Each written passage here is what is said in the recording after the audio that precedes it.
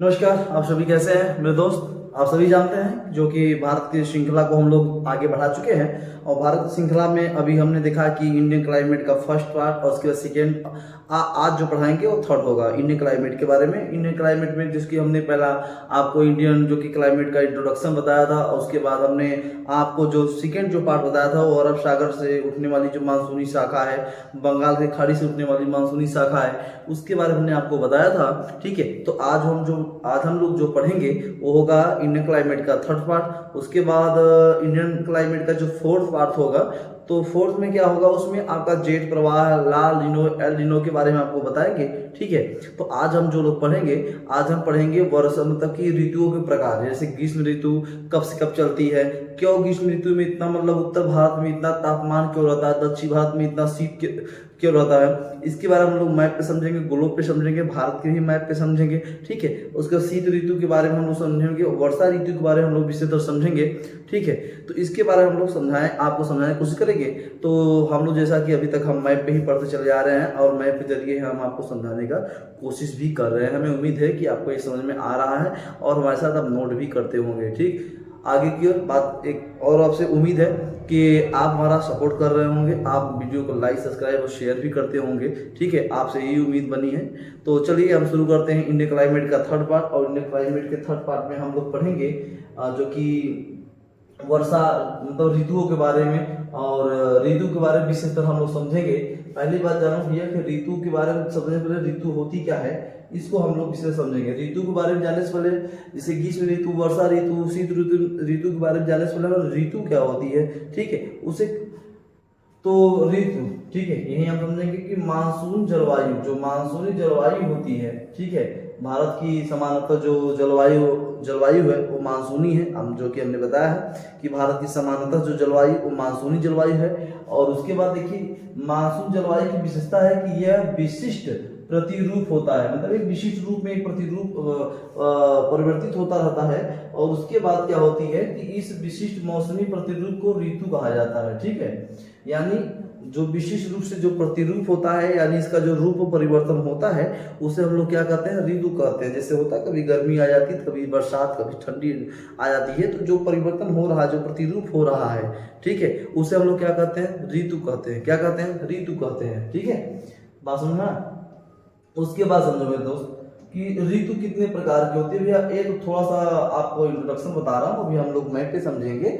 और देखिए मैप पे समझने का मतलब ये है कि यार मेरे देखो होता क्या है, जितना मैं आपको कंटेंट दे रहा हूँ इतना बहुत महत्वपूर्ण कंटेंट है। आप एक एक बात को समझो, क्योंकि आप जानते हो जो इंडिया क्लाइमेट का जो टॉपिक है ना वो बड़ा लॉन्ग टॉपिक है। और इसे कितना भी आप किताब में पढ़ लो, इसे आपको माथे सर इसमें माइंड में ना धंसेगा ही नहीं, समझ नहीं आएगा। इसलिए मैं एक एक पार्ट में छोड़ा करके आपको बताने की कोशिश कर रहा हूँ, ठीक, ताकि आपको आसानी से समझ में आ जाए। ठीक है, ऐसे पढ़ाने को मैं ऐसे ही पढ़ा दूँ कि चलिए मौखिक रूप से, इवन लिखित रूप से इसे पढ़ा रहा हूँ कि एक एक पॉइंट आपको समझ में आए, ताकि हम आपको मैप पे समझा सकें। जो मैटर है ना, मैप पे समझा सकें कि जो उत्तर पूर्वी मानसून, दक्षिण पश्चिमी जो मानसून जो पौने होती हैं, ठीक है, कैसे वर्षा होती है, तो मैं आपको मैप पे समझा चुका। ठीक, आप भी समझ सकें और दूसरों की भी समझा सकें। ठीक, तो देखिए ऋतुओं के प्रकार कितने, तो मौसमी विज्ञानी के 4 भागों में ऋतुओं को बांटा है। पहली बात शीत ऋतु, ये 15 दिसंबर से 15 मार्च तक चलती है, शीत ऋतु चलती है। ठीक है, ग्रीष्म ऋतु 16 मार्च से लेकर 15 जून तक एक ग्रीष्म ऋतु चलती है। ठीक, उसके बाद देखो भाई मानसून का आगमन, यानी मानसून का आगमन हमारे बताया जा रहा है कि मानसून का जो आगमन है वो मतलब कि जून में प्रारंभ हो जाता है। लेकिन इससे पहले 25 मई को जो कि मानसून का जो आगमन होता है ना, 25 मई को आपके अंडमान निकोबार में वर्षा हो जाती है, जो कि दो दक्षिण व्यापारी के पौने हैं ना, दक्षिण व्यापारी को भूमध्य रेखा को क्रॉस करके दाएं ओर मुड़कर वो बंगाल की खाड़ी की शाखा में जाते हुए जो पौने हो ना, जाकर एक जो कुछ पौने क्या करती है, जो मानसून हो अंडमान निकोबार में जाकर वहां पे वर्षा करा देती है, मतलब कि केरल तट से पहले। ठीक है, तो समझो मानसून का आगमन लगभग देखो पूरे भारत में वर्षा होती है दक्षिण पश्चिम मानसून से। पूरे भारत में जो वर्षा होती है वो लगभग दक्षिण पश्चिम मानसून से, जैसा कि आपके सेकेंड वीडियो में आपको बताया था, पूरे भारत में लगभग 90% जो वर्षा होती है दक्षिण पश्चिम मानसून से होती है। और उसके बाद इसका जो आगमन होता है लगभग 16 जून से 15 सितंबर तक। 16 जून से 15 सितंबर तक इसे हम लोग वर्षा ऋतु के नाम से हम लोग जानते हैं। ठीक, मानसून की वापसी, देखो एक बार मानसून आएगा, एक बार मानसून जाएगा। जो जाता है 16 सितंबर से लेकर 14 दिसंबर तक मानसून की वापसी होती है। आप जानते हो कि जब मानसून की वापसी होती है तभी जाकर तमिलनाडु के कोरोमंडल तट पे वर्षा होती है, ठीक है। क्योंकि वो क्या करती है, जो मानसून होती है ना, उत्तर पूर्वी मानसून, वो बंगाल की खाड़ी से आर्द्रता उठाती है, यानी नमी ग्रहण करती है, और उसके बाद कोरोमंडल तट से क्या करती है, जाके टकराती है, टकराने के बाद वहां पे वर्षा होती है, ठीक है। तो मानसून की वापसी को हम लोग क्या कहेंगे यहाँ पे, शरद ऋतु, यानी 16 सितंबर से लेकर 14 दिसंबर तक आपका शरद ऋतु मानी जाती है, ठीक है। हमें उम्मीद है कि आप ये नोट करते होंगे, आप इसे नोट करिए, आप इसे नोट करिए। तो चलिए हम लोग यात्रा करते हैं आगे की ओर। आइए हम लोग यात्रा करते हैं, देख रहे हैं आप इधर, ठीक है। हम लोग सबसे पहले पढ़ेंगे ग्रीष्म ऋतु। क्या पढ़ेंगे, ग्रीष्म ऋतु, ठीक है। ग्रीष्म ऋतु के बारे में हम लोग समझेंगे कि ग्रीष्म ऋतु होती क्या है, ये कैसे आती है, कब इसका समय है, ठीक है। हम आपको गोलों पे समझाएंगे। हमें उम्मीद है कि आपको ये समझ में आएगा, ठीक है। विश्वास खुद पे हो तो जहां जीत जाएंगे हम लोग, इसलिए विश्वास खुद पे रखो, ठीक। जैसे हमको अपने पर विश्वास, तो आप अपने भी ऊपर विश्वास रखो कि ये चीज आ जाएगा। अगर हम पढ़ा रहे हैं तो आपको समझ में आना चाहिए, इतना विश्वास होना चाहिए, ठीक है। Self confidence is the best होता है, ठीक है। चलो, तो ग्रीष्म ऋतु के बारे में हम लोग पढ़ रहे हैं। ग्रीष्म ऋतु के बारे में सबसे पहले समझो कि ग्रीष्म ऋतु होती क्या है। देखो, भारत में सामान्यतः 15 मार्च से 15 जून तक ग्रीष्म ऋतु मानी जाती है, यानी 15 मार्च से लेकर 15 जून तक, 15 मार्च से लेकर 15 जून तक लगभग ग्रीष्म ऋतु मानी जाती है, ठीक है। ये नोट करिए पहली बात अब, कि 15 मार्च से लेकर और उसके बाद 15 जून तक ग्रीष्म ऋतु मानी जाती है, ठीक है। उसके बाद देखो,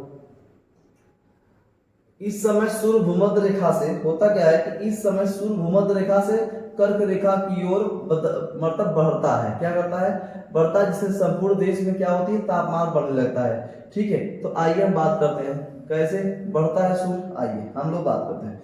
अभी मैंने बताया कि इस समय क्या होती है, 15 मार्च से लेकर 16 जून के बीच में जो सूर्य होती है वो भूमध्य रेखा से कर्क रेखा की ओर बढ़ रही है। तो कैसे बढ़े, ध्यान रखो।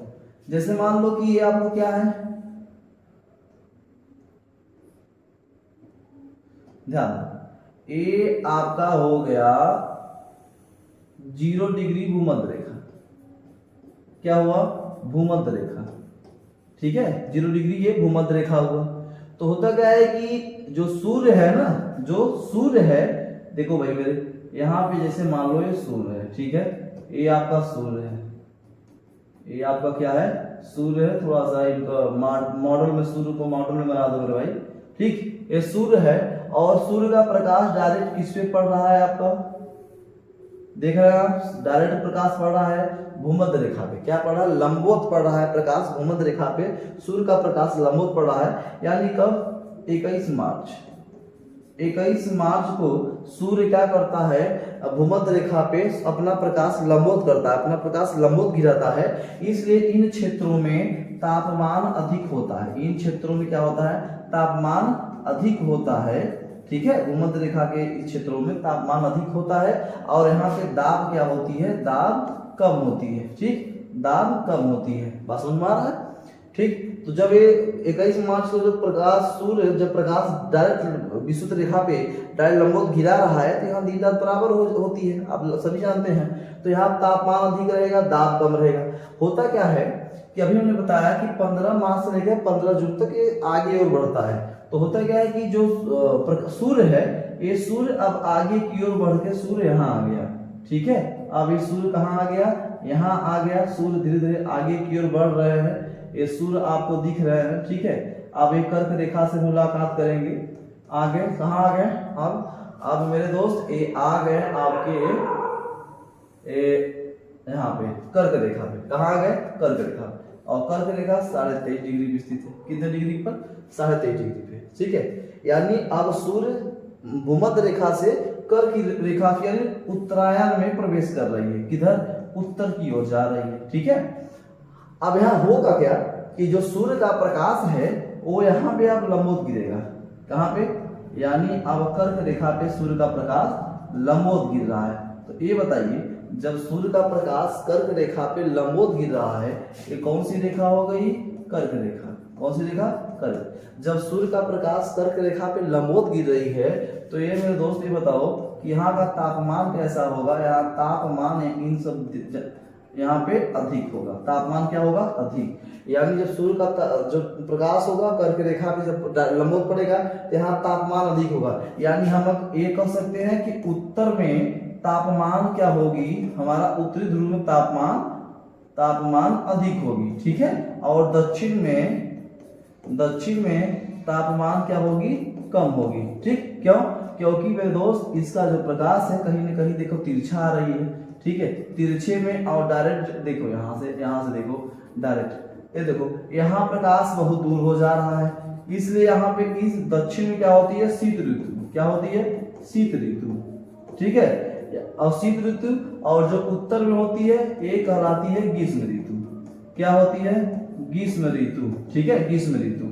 तो जब सूर्य कर्क रेखा पे लंबवत प्रकाश गिराएगा ना तो उत्तर में आपका ग्रीष्म ऋतु यानी तापमान ज्यादा रहेगा, और वही प्रकाश तिरछा आकर देखो यहाँ पे मेरे दोस्त, जब ये दक्षिणी ध्रुव की ओर जब ये प्रकाश आ रहा है तो दूर, जितना दूर रहेगा तापमान उतना कम होगा, जितना दूर सूर्य से रहेगा उतना तापमान कम रहेगा। तो यहाँ पे दाब अधिक होता है। क्या होता है, यहाँ का दाब अधिक होगा, एयर प्रेशर अधिक होगा, यहाँ पे टेम्परेचर हाई होगा, ठीक है। बात समझ में आ रही होगी, हमें उम्मीद है कि आपको ये बातें समझ में आ रही होगी, ठीक। तो जब यहाँ पे तापमान अधिक होगा तो जो ऑस्ट्रेलिया वाला क्षेत्र है, ये सब ऑस्ट्रेलिया वाले देख रहे हो यहाँ पे, इन सब में क्या होगा, लो प्रेशर होगा। लो प्रेशर से होने के बाद यहाँ पे क्या होगी, यहाँ पे शीत ऋतु, वहाँ पे जो हवाएं ठंडी चलने लगती है, क्या चलने लगती है, ठंडी हवाएं। तो इस समय में ग्रीष्म ऋतु में होती क्या है कि जो हवाएं चलती हैं वो सागर से स्थल की ओर चलती हैं। कैसे चलती हैं, ग्रीष्म ऋतु में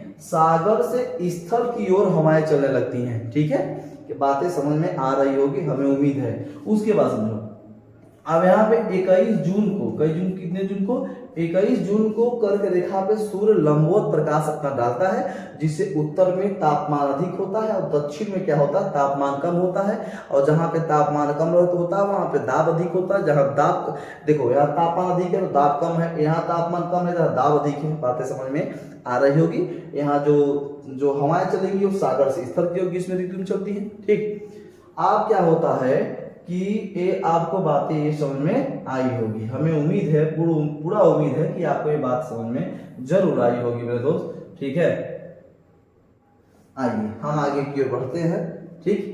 हमें उम्मीद है कि आपको समझ में, जिससे संपूर्ण देश में तापमान बढ़ने लगता है। यानी कहने का आशय है कि कहीं न कहीं कर्क रेखा पे भी मेरा क्या है, हमारा भारत है, भारत के मध्य से, यानी भारत को दो बराबर भागों में कौन सी रेखा काटती है, कर्क रेखा। और कहीं न कहीं इन सब जो कर्क रेखा में जितने देश पड़ते हैं, कहीं न कहीं इन देशों में तापमान की वृद्धि होने लगती है। तापमान की वृद्धि होने का कारण मतलब यहाँ पे देखो, भारत में थार मरुस्थल है, ठीक है। इधर थार मरुस्थल हो गया, थार मरुस्थल गर्म होगा, क्या होगा, गर्म तो होगा ही। तो जब थार मरुस्थल गर्म होगा तो पूरा भारत इससे क्या होगा, परेशानी होगा। आप समझ रहे हैं।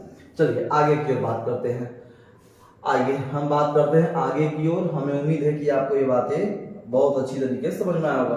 तापमान का अधिकतर बिंदु उत्तर की ओर बढ़ता है। यानी जब सूर्य भूमध्य रेखा से कर्क रेखा की ओर प्रवेश करेगा तो होगा क्या कि तापमान में क्या होती है, तापमान में वृद्धि होती है। क्या होती है, तापमान में दोस्त वृद्धि होती है, ठीक है।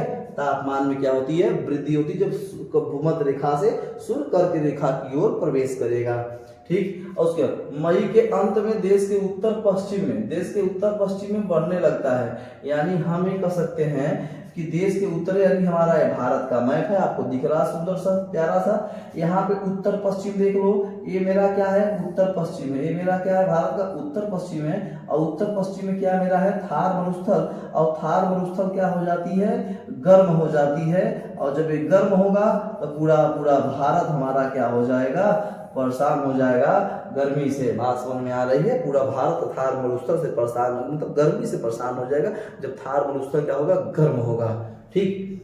आपको समझ में आ रही होगी, ठीक है। उसके बाद तापमान बढ़ने लगता है। थार मरुस्थल में मिलने वाली न्यूनतम वायुदाब, थार मरुस्थल में कैसी वायुदाब मिलती है मेरे दोस्त, यहाँ की जो वायुदाब होती है वो न्यूनतम होती है। क्यों, क्योंकि यहाँ का तापमान अधिक होता है। क्योंकि क्या होता है, तापमान अधिक है तो दाब कैसा होगा, कम होगा। दाब क्या होगा, कम होगा। ठीक है। यह छोटा नागपुर पठार तक आवृत्ति कर लेती है। यानी हमें कहने का आशय है कि थार मरुस्थल से लेते हुए झारखंड तक, यानी झारखंड का यह आपका है छोटा नागपुर पठार, छोटा नागपुर पठार, ठीक है। यहाँ तक ये क्या करता है, गर्म एकदम पूरा कर देता है, एकदम जान लो एकदम अग्नि तक जलने लगता है। जैसे वर्तमान में देख रहे हो गर्मी इतना हाई है, इतना हाई टेम्परेचर इस समय में है, बात धूप इस समय निकलना बाहर एकदम मुश्किल है मेरे भाई। बात सुन अधिकतर होता है इसमें कि गर्मी के समय में जितने लोग गोरे लोग होते हैं ना तो सोचते हैं धूप में जाएंगे तो हम काला हो जाएंगे। अधिकतर लोगों की ये होती है, पर ये प्रॉब्लम हो गई है कि हम धूप में नहीं निकलेंगे, हम तो काले हो जाएंगे। काला आदमी क्या करे, जब काला है तो धूप में निकलेगा तो काला को कितना काला कहोगे कोई फर्क नहीं पड़ेगा, क्योंकि ऑलरेडी वो क्या है, काला आदमी है, ठीक है। पर प्रॉब्लम तो उन्हें होना चाहिए जो गोरे है, वो जो परेशान है, बहुत परेशान है कि यार हम निकलेंगे तो जो है कि धूप लगेगा तो काले हो जाएंगे। देखो भारत इसीलिए परेशान है, लोग इसीलिए परेशान है, ठीक है। अब देखो न्यूनतम वायुदाब छोटा नागपुर पठार तक आवृत्ति कर लेती है। जो स्थानीय सागरीय आर्द्र हवाएं इस तरह परिसंचरण होती है जो तूफान और मूसलाधार वर्षा कराती है। अब सुनो, जगह वायुदाब न्यूनतम होगा, यहाँ तापमान अधिकतम होगा, इसके समीप हमारा क्या है, इसके समीप अरब सागर है, बंगाल खाड़ी है, इधर है, तो क्या करेंगी हवाएं, ये सब हवाएं ऊपर की ओर उठने लगेंगी। जब ऊपर की ओर उठने लगेगी तो तूफान का मौसम बनेगा। क्या बनेगा, तूफान का मौसम बनेगा और मूसलाधार वर्षा का मौसम बनेगा, ठीक है। खूब हवाएं चलेंगी, खूब वर्षा होगी। जब तापमान अधिक होगा दाब कम होगा। बात समझ रहे हो मेरे दोस्त, आपको समझ में आना भी चाहिए, ठीक है। आगे की ओर चलते हैं, हमें ये आपको समझ में मैप आया होगा, ठीक है। अब आगे देखो भाई, उत्तर भारत में तापमान में वृद्धि न्यूनतम वायुदाब होती है, ठीक है। यानी हमारे बात सुनो भाई कि उत्तर भारत में तापमान में वृद्धि होती है और दक्षिण में आपका जो होती है वायुदाब, मतलब उत्तर में वृद्धि होगी तापमान में तो वायुदाब में कभी, दक्षिण में तापमान कम रहेगा तो वायुदाब में अधिकता देखने मिलेगी, बस, ठीक। अब देखो ग्रीष्म ऋतु में मानसून के आगमन से पूर्व केरल तथा पश्चिमी तट पर कुछ वर्षा हो जाती है जिसे मैंगो सावर कहते हैं। क्या कहते हैं, देखो ग्रीष्म ऋतु जब मौसम का आगमन होता है ना, मानसून का जब आगमन होता है ना, उससे पहले केरल में क्या होती है, हल्का फुल्का बारिश पश्चिमी तट पे हो जाती है जिसे हम लोग मैंगो सावर कहते हैं। क्या कहते हैं, मैंगो सावर, नोट पॉइंट करिए, मैंगो सावर, ठीक है। जैसा सुनो भाई, यहाँ पे थोड़ा सा रेज करता हूँ, ठीक है, यहाँ से थोड़ा सा रेज करता हूँ, ठीक। देखो कैसे वर्षा, ये है हमारा भूमध्य रेखा, यहाँ से चली हवाएं, ठीक है, हवाएं दक्षिण व्यापारी कोने चली, इधर मुड़ा आ गया, ठीक है। एक केरल हमारा है, एक केरल हमारा, केरल में पड़ता है मालाबार तट, ठीक है। ये हमारा पश्चिमी घाट है, जब इसमें टकराएगी मानसून का आगमन होगा ना, तभी यहाँ पे केरल में क्या हो जाएगी, हल्का फुल्का बारिश वर्षा हो जाती है, ठीक है, जिससे हम लोग मैंगो सावर कहते हैं। क्या कहते हैं, मैंगो सावर के नाम से हम लोग जानते हैं, ठीक, मैंगो सावर के नाम से हम लोग जानते हैं, ठीक है। क्या बातें समझ में आ रही है, हमें उम्मीद है कि आपको ये बातें समझ में आ रही होगी। चल आगे की ओर हम बढ़ते हैं। ये हमारा जो कि आपका जो कि ग्रीष्म ऋतु था, ये ग्रीष्म ऋतु के बारे में हमने आपको जो कि समझाया है, ठीक है। हमने आपको ग्रीष्म ऋतु के बारे में हमने आपको समझाया है, ये आपको समझ में भी आया होगा। चलिए आगे की ओर हम लोग यात्रा करते हैं, देर न करें, ठीक है, देर न करें, हम लोग यात्रा जो कि अपना शुरू किए रहे। और अब हम लोग यात्रा करेंगे शीत ऋतु के बारे में। किसमें, शीत ऋतु के बारे में यात्रा करते हैं। शीत ऋतु के बारे में समझेंगे कि शीत ऋतु होती क्या है, शीत ऋतु होती क्या है, इसके बारे में लोग समझेंगे, ठीक है। आइए शीत ऋतु चलते हैं, और जैसा कि हमें उम्मीद है कि आपको ये बातें समझ में आ रही होगी, और एकदम लगे रहिए जोरों जुनून के साथ एकदम। देखो पढ़ने के लिए ना, अगर प्रेम हो तो किताबों से हो और अपनों से हो। जो इनमें प्रेम होने के बाद जो दोस्त जो नशा है ना, पूछो मत क्या मजा है, गजब की नशा है जो कभी जीवन भर उतरने वाली ही नहीं है। प्रेम करके देखो, प्रेम करो, प्रेम करके देखो, कभी नशा उतरने वाली नहीं है, ऐसी ये सब नशा है। रात बीत जाए दिन बीत जाए उसे फर्क नहीं, लेकिन पढ़ना है तो पढ़ना है, ठीक है, लड़ना नहीं है, पढ़ना है। आगे देखो, चलो आगे चलते हैं हम लोग। देश में लगभग 15 दिसंबर से लेकर 15 मार्च तक ये क्या होती है, शीत ऋतु चलती है। यानी 15 दिसंबर से लेकर 15 मार्च तक शीत ऋतु चलती है। ठीक है, 15 दिसंबर से लेकर 15 मार्च तक शीत ऋतु चलती है, यानी ठंडी हवाएं चलती है, हमें ठंड लगता है, हम लोग रजाई में रहते हैं, घर के अंदर रहते हैं, शांति से बैठे रहते हैं। ठीक है, आगे की ओर।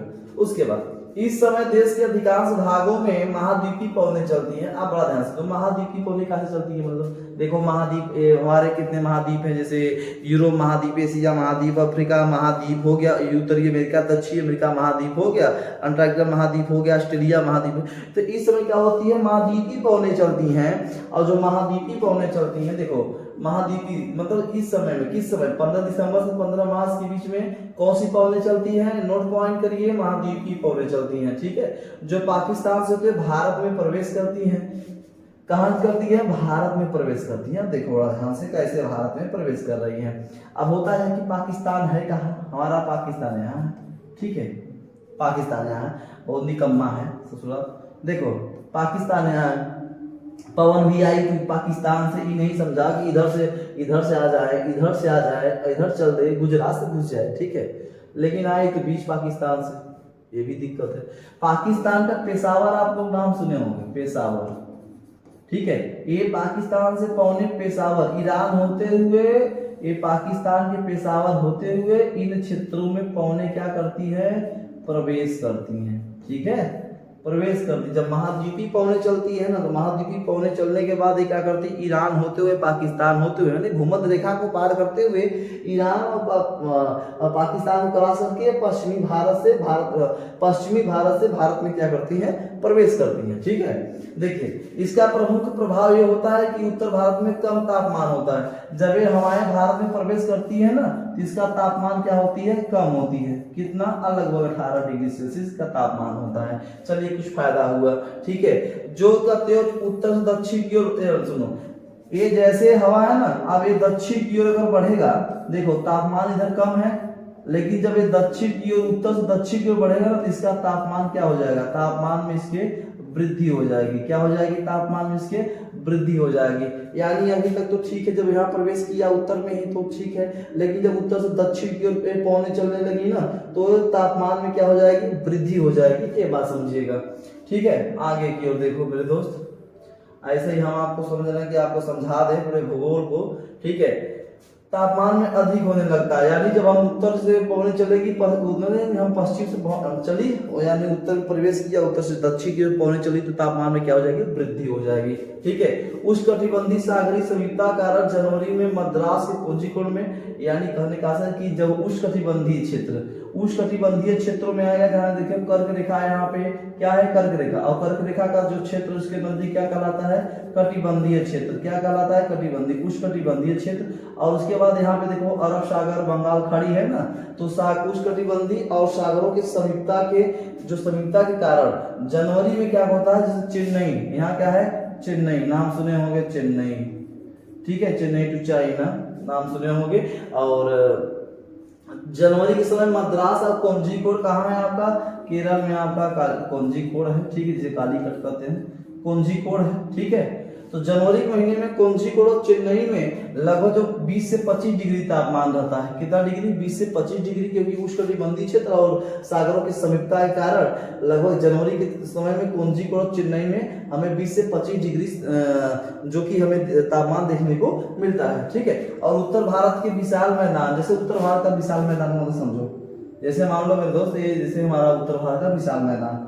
ठीक है, ये हमारा उत्तर भारत का विशाल मैदान है। ठीक है, ये है उत्तर भारत का विशाल मैदान। यहाँ पे लगभग 10 डिग्री सेल्सियस होता है। कितना, 10 डिग्री सेल्सियस तापमान यहाँ होता है इस समय में। ठीक है, उसके बाद समझो, और पश्चिमी राजस्थान में तो कुछ भी मत करो मेरे दोस्त। होता क्या है कि जो पश्चिमी राजस्थान हमारा है, ये देखो पश्चिमी मेरा राजस्थान, ये पश्चिमी राजस्थान है। यहाँ रात के समय में यहाँ का जो टेम्परेचर होता है ना, 0 डिग्री से भी नीचे चला जाता है। 0 डिग्री से भी नीचे, सोच लो 0 डिग्री से भी नीचे चला जाता है। रात का जो तापमान होता है ना पश्चिमी राजस्थान का, 0 डिग्री से नीचे चला जाता है। ये बात ध्यान रखो।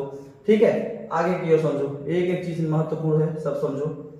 ठीक, उसके बाद देखो भूमध्य सागरीय उत्पन्न होती है। उसके बाद हमें कहा जाता है कि जो शीत ऋतु होती है, कैसे शीत ऋतु आती है इसके बारे में हमने आपको बताया है, और जो कि समझा भी रहे हैं आपको, ठीक है। शीत ऋतु आती है तो सब, चलिए आगे की ओर बात करते हैं। बात समझ में आपको ये आना चाहिए, और हमें उम्मीद है कि आपको ये आ भी रहा है, ठीक है। देखो शीत ऋतु की बात करते हैं, तो देखो अब हम बता जाते हैं कि ये हमारा कौन सी रेखा है, ये हमारा है 0 डिग्री भूमध्य रेखा। कौन सी रेखा है? 0 डिग्री भूमध्य रेखा है, और ये 0 डिग्री भूमध्य रेखा है। तभी जैसा कि हम आपको बताना चाहते थे, तो आइए हम चलते हैं।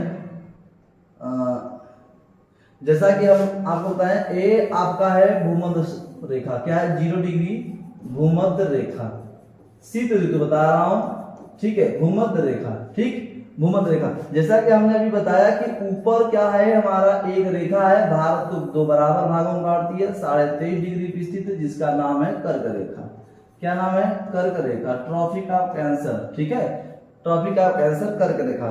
तो जब सूर्य का प्रकाश भूमध्य रेखा पे होता है, यानी यहाँ पे आइए हम आपको बताना चाहते हैं, चलिए आइए बीच पे ले चलते हैं इसको हम, ठीक है।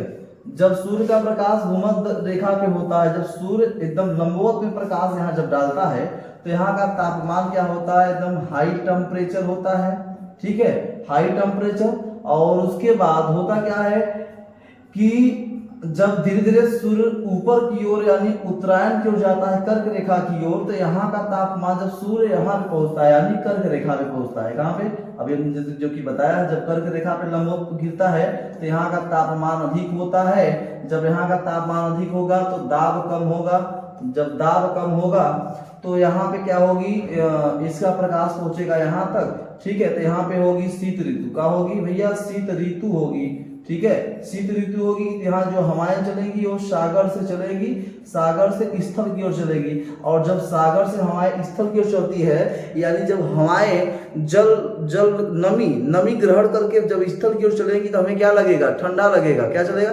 जैसे आप नदी किनारे बैठ जाओ, ठंडी का मौसम हो, जब हवाएं चले, नदी के तट पे बैठे रहो, हवाएं नदी की ओर से चले और आपकी ओर आए, तो आपको कैसा लगेगा? ठंड महसूस होगा, बहुत ठंड लगेगा, ठीक है। वही बात मैं बताना चाहता हूँ, ठीक। तो होता क्या है कि यहाँ पे 21 जून, कितने जून को? 21 जून को सूर्य लंबवत प्रकाश डालता है, कहाँ पे? कर्क रेखा पे, ठीक है। उसके बाद धीरे धीरे क्या करता है, अब सूर्य धीरे धीरे फिर नीचे की ओर, दक्षिण की ओर आना शुरू करता है यहाँ से, ठीक है। तो यहाँ पे होता है सूर्य 23 सितंबर, कितना? 23 सितंबर को सूर्य दोबारा यहाँ पे लंबवत भूमध्य रेखा पे दोबारा अपना लंबवत प्रकाश डालता है, दोबारा, यानी 21 मार्च को और 23 सितंबर को सूर्य भूमध्य रेखा पे 2 बार लंबवत प्रकाश डालता है, जिससे यहाँ का जो टेम्परेचर होता है ना, एकदम हाई होता है। इन क्षेत्रों में वर्षा भी अधिक होती है, टेम्परेचर अधिक होता है, वायुदाब कम होती है, ठीक है, बात समझ में आना चाहिए, ठीक। अब आगे क्यों, चलो धीरे धीरे। अब ये आपका एक यहाँ एक महत्वपूर्ण रेखा है, जिसे हम लोग कहते हैं 23.5 डिग्री, ठीक है, जिसे 23.5 डिग्री मकर रेखा। कौन सी रेखा? मकर रेखा, ठीक, मकर। देखो जब कर्क रेखा पे शुरू होगा तो इन सब क्षेत्रों में क्या होगी, हमें देखने को क्या मिलेगा? शीत ऋतु देखने को मिलेगा दक्षिण में, ठीक है, उत्तर में हाई टेम्परेचर और दक्षिण में लो टेम्परेचर, यानी शीत ऋतु। अब वही मैं बात बताना चाहता हूँ कि अब हम बताना चाहेंगे शीत ऋतु के बारे में, ठीक है। ए भूमध्य रेखा, ए मकर रेखा, ठीक। अब देखो भाई, तो जो यहाँ पे अब देखो सूर्य जो है, अब 23 सितंबर से यहाँ से फिर यहाँ से सूर्य चला, यहाँ से अब सूर्य आ गया कहाँ पे? यहाँ पे एक मॉडल जो कि सूर्य में बना दे रहा हूँ, यहाँ थोड़ा सा देख लो मेरे दोस्त, एकदम गजब का सूर्य भगवान लग रहे हैं, देख रहे हो, एकदम गजब का है एकदम, ठीक है। हाँ चलो शुरू करते हैं। सूर्य, अब सूर्य आ गया कहाँ पे? मकर रेखा पे, एकदम डायरेक्ट अपना प्रकाश, देखो डायरेक्ट एकदम प्रकाश गिरा रहा है नहीं, एकदम बताओ, एकदम गिरा रहा है नहीं, एकदम, ठीक है। तो होता क्या है, जब डायरेक्ट यहाँ पे लगभग 22 दिसंबर, कितना दिसंबर?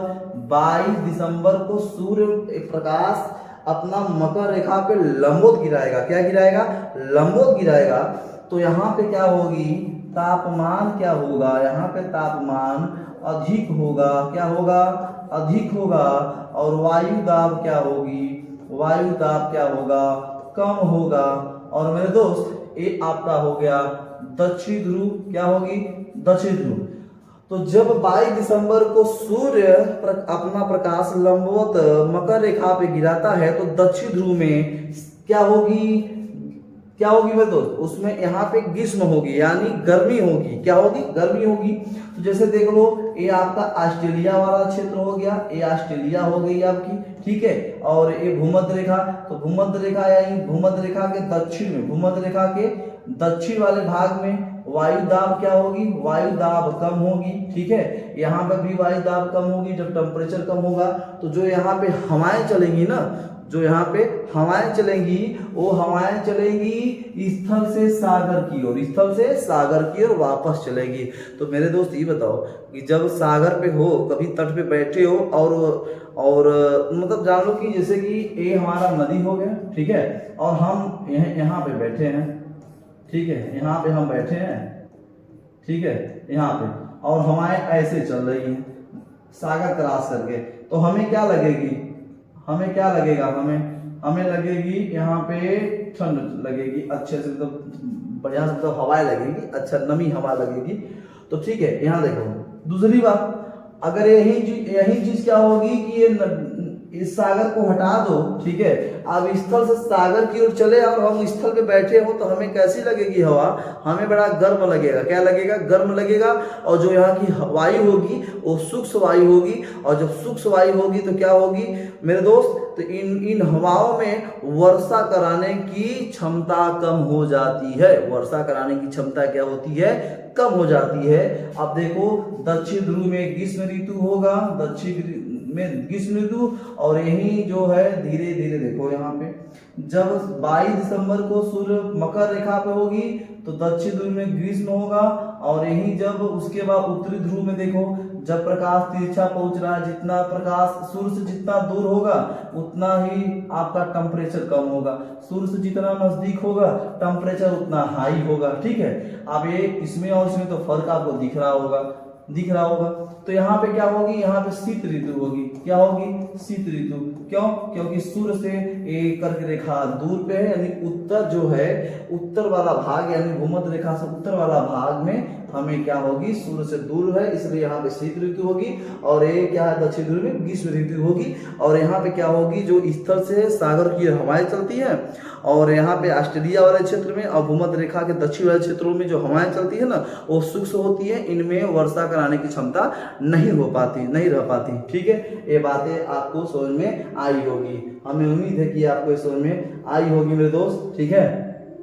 चलो आगे की ओर बात करते हैं हम लोग। अब हमने बताया कि उत्तर भारत में विशाल मैदान के 10 डिग्री सेल्सियस, उत्तर भारत में विशाल मैदान का 10 डिग्री सेल्सियस यहाँ रहता है। उसके बाद जब ऋतु भूमध्य सागरीय क्षेत्र से उत्पन्न होता है, यानी जब भूमध्य सागरीय यहाँ से ना, यहाँ भूमध्य सागर है ना, तो भूमध्य सागर से जब ऋतु यहाँ से क्या होती है, जब ऋतु क्या होगी यहाँ से भूमध्य सागर से जब उत्पन्न होगी तो होती क्या है कि चक्रवाती अवदाब, जो चक्रवाती दाब होते हैं वो ईरान होते हुए पाकिस्तान होते हुए, सुनो मेरी बात, जब ऋतु क्या होगी, जब ऋतु होगी यहाँ भूमध्य रेखा से, जब इसकी जो कि क्या होगी, मतलब कहो इसका जन्म हुआ होगा, उत्पन्न हुआ होगा, तो ये होती क्या है कि वहां से चक्रवाती अवदाब उत्पन्न होता है, भूमध्य रेखा को क्रॉस करता है, और ईरान होते हुए, कहाँ, ईरान होते हुए पाकिस्तान होते हुए ये लोग भारत में पश्चिम से प्रवेश करता है ये पवन, ठीक है। तो यहाँ पंजाब में, राजस्थान में, हरियाणा में, जम्मू कश्मीर में, ये सब जो पंजाब, हरियाणा, राजस्थान में बूंदों वाली वर्षा कराती है, जैसा कि हमने पहले वीडियो बता दिया है, बूंदों वाली। और जम्मू कश्मीर, हिमाचल प्रदेश और उत्तराखंड में हिमपात वाली वर्षा यही वर्षा कराती है, ठीक है। बात समझ में आ रहा है कि जब होता क्या है कि जब ऋतु उत्पन्न होगा, भूमध्य सागर से उत्पन्न होगा, तो इसके जो चक्रवाती दाब होते हैं ना वो आगे की ओर बढ़ते हैं, और जब आगे की ओर बढ़ते हैं तो होता क्या है कि ये पार करके, यानी भूमध्य रेखा को पार करके ये भारत में प्रवेश करते, ईरान पाकिस्तान होते हुए भारत में प्रवेश होते हैं। पंजाब राजस्थान में कम वर्षा कराती हैं, यानी देखो राजस्थान में अधिक वर्षा होगी नहीं क्योंकि टेम्परेचर वहाँ पे अधिक है। देखो वहाँ पे क्या होती है, कम वर्षा कराती है, लेकिन रबी फसल के लिए वहाँ पे जब जो कम वर्षा होती है ना, रबी फसल के लिए बड़ा लाभदायक है वहाँ पे, ये बात ध्यान रखो। ठीक है, जो भारत में प्रवेश करती है वर्षा, जब भारत में मानसून प्रवेश करती है, कौन सी मानसून, जब भूमध्य रेखा से जो उत्पन्न मानसून होती है, ईरान पाकिस्तान से होते हुए जो भारत प्रवेश करती है, तो वहां पे राजस्थान पंजाब हरियाणा में कम वर्षा कराती है, लेकिन रबी फसल के लिए बहुत महत्वपूर्ण है, ये बात ध्यान रखना। ठीक है, रबी फसल के लिए महत्वपूर्ण है। इसके अलावा इसके क्या है, अवदाबों के कारण जम्मू हिमाचल और उत्तराखंड में क्या होती है, हिमपात वाली वर्षा होती है। ठीक, अब देखिए शीत ऋतु में यानी उत्तर पूर्वी मानसून, उत्तर पूर्वी मानसून की बात करेंगे। आइए उत्तर पूर्वी मानसून की बात करते हैं। अब हम लोग वर्षा को लौटाएंगे और वर्षा को हम लोग लौटाने जबरदस्त तरीके से हम लोग देखेंगे कि वर्षा लौटने वाली है। ठीक है, ये हमारा भारत है। तो देखो शीत ऋतु में तमिलनाडु के कुछ वर्षा होती है, कैसे, उत्तर पूर्वी मानसून लौटते समय बंगाल खाड़ी से क्या होता है, देखो अब होता क्या है कि ये देखो मानसून वापस हो रही है और एक क्षेत्र क्या है, एक क्षेत्र आपका बंगाल की खाड़ी है, क्या है, बंगाल की खाड़ी, ये वाला क्षेत्र आपका क्या है, बंगाल की खाड़ी है। ठीक है, तो जब लौटती हुई ये हमारा उत्तर पूर्वी मानसून क्या है, उत्तर पूर्वी मानसून निर्वर्तन हो रहा है, यानी ये वापस हो रही है। तो होता क्या है कि ये जो पवनें होती है ना, तो बंगाल की खाड़ी के जो जल होता है, जल से नमी उठाती है, यानी ग्रहण जब करती है, ग्रहण करने के बाद ये आकर तमिलनाडु वाले क्षेत्र, ये तमिलनाडु है, ये बड़ा तमिलनाडु है। ठीक है, अभी देखो थोड़ा सा इधर देखो भैया, इधर देखो थोड़ा सा, ये हमारा तमिलनाडु है, तमिल वाले क्षेत्र में, यानी हम लोग कह सकते हैं कोरोमंडल, क्या, कोरोमंडल। ठीक है, कोरोमंडल वाले क्षेत्र में ये जाकर मानसून टकराती है और टकराने के बाद यहाँ पे क्या होती है, वर्षा होती है। ठीक है, यहाँ पे क्या होती है, वर्षा। तो हम ये कह सकते हैं कि जो तमिलनाडु में है, तमिलनाडु में लौटते हुए मानसून से वर्षा होती है, न कि जाते हुए मानसून से, हम ये कह सकते हैं। और लगभग यहाँ पे कोरोमंडल वाले क्षेत्र में अच्छे से वो जो कि लौटते हुए मानसून से वर्षा होती है। जब अच्छे से यहाँ पे वर्षा होगी तो ये बताइए उस समय में चल रही उत्तर पूर्वी मानसून यानी नमी अधिकतर है, तो इस समय यहाँ पे ठंडी पड़ेगी, क्या पड़ेगी, शीत ऋतु होगी। ठीक है, आप बड़ा ध्यान समझो, आप यहाँ पे समझिए, हमें उम्मीद है कि आपको समझ में आ रहा है। तापमान वायुदाब में विपरीत होती है। आप देखो जब ये मानसून जब वापस होती है ना, तो यहाँ की जो तापमान होती है, जो वायुदाब में, उसमें हमें डिफरेंट देखने को मिलता है। डिफरेंट क्या मिलता है कि जो भारत के उत्तर, जो मतलब उत्तर वाले भाग में हमें उच्च वायुदाब और दक्षिण वाले भाग में निम्न वायुदाब देखने में, क्यों जानते हैं मेरे, क्योंकि मेरे दोस्त की जो लौटती हुई मानसून से, लौटती हुई जो मानसून होती है, तो लौटती हुई मानसून जब कोरोमंडल तल पे वर्षा कराती है, तो भारत के उत्तर और दक्षिण में कैसा दाब होता है। तो देखो मेरी बात कैसा दाब होता है, तो दाब को समझो, कैसा दाब होता है, क्यों उच्च वायुदाब क्यों होता है यहाँ पे और क्यों कम निम्न वायुदाब। तो देखो जब ये लौट रहा है, तो जब लौट के यहाँ पे क्या होगी, वर्षा होगी। ठीक है, तो जब वर्षा होती है तो निम्न वायुदाब होगी, क्या होगी, निम्न वायुदाब होगी, तभी तो यहाँ वर्षा होगी। उत्तर वाले भाग में उच्च वायुदाब होगी, क्या होगी, उच्च वायुदाब होगी। उच्च वायुदाब मतलब समझो यहाँ का तापमान कम होगा, क्या होगा, तापमान कम होगा, और जहाँ तापमान कम होगा वहाँ उच्च वायुदाब, जहाँ तापमान क्या होगी, तापमान यहाँ ज्यादा है, क्या होगी, तापमान ज्यादा है, तापमान हुई तो जल वाष्प किया तो क्या हुआ, निम्न वायुदाब बना, निम्न वायुदाब बना तो वर्षा हुई, सीधी सी बात है। तो मेरे दोस्त उत्तरी भाग में क्या होता है, उच्च वायुदाब, और दक्षिण भाग में निम्न वायुदाब हमें देखने को मिलता है। ठीक, यही हम आपको बताना चाहते थे।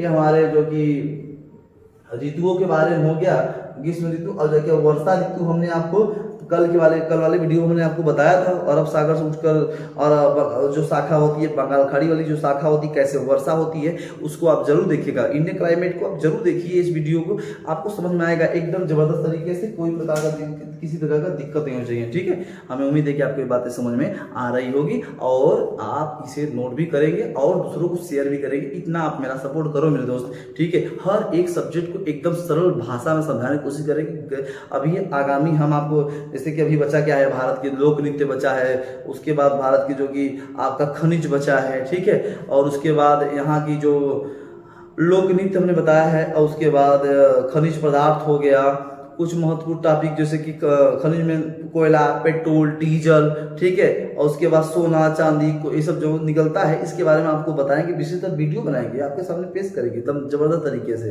ठीक है। यहाँ से भी परीक्षा में मेरे क्वेश्चन देखने को मिला है, ठीक है। यहाँ की भारत की जनजातियों के बारे में हम आपको बताएंगे, मैप बताएंगे, समझाएंगे, ठीक। तो हमें उम्मीद है कि आपको ये बातें समझ में आई होगी।